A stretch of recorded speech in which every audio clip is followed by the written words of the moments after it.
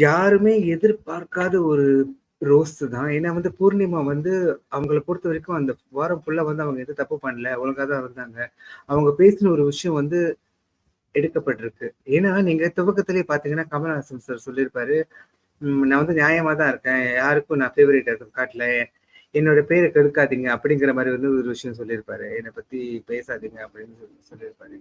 So, ஒருவேள வந்து நம்ம எல்லாரும் இங்க பேசுறதும் சரி, அவரு ட்விட்டர்ஸ் பக்கத்துல வந்து அவர பத்தி போடுறதும் சரி, அவரு பார்த்துட்டாரா அப்படின்னு தெரியல. ஸோ, நியாயமா இருக்கணும். அப்படி பார்க்கும்போது, அர்ச்சனாக்கெல்லாம் வந்து அப்ளாஸ் கிடைச்சுச்சு. வழக்கம் போல தினேஷ்க்கு எல்லாம் கைத்தட்டல் மறுபடியும் கிடைச்சுச்சு. ஆனா, பூர்ணிமா இத எதிர்பார்க்கவே இல்ல. அதாவது இந்த இந்த இந்த இந்த கிளிப்பிங் நான் போடுறதுக்கு காரணம் என்னன்னா, ஆ அந்த கரன்சி இஷ்யூனால தான். ஏன்னா ரவீனா வந்து அந்த மாரி பண்ணிட்டாங்க. நம்ம விஜயும் வந்து ஆ காசு குடுத்து அவரையும் வந்து முன்னுக்கு கொண்டு வந்துருவோம் அப்படின்னு சொல்லிட்டு பிளான்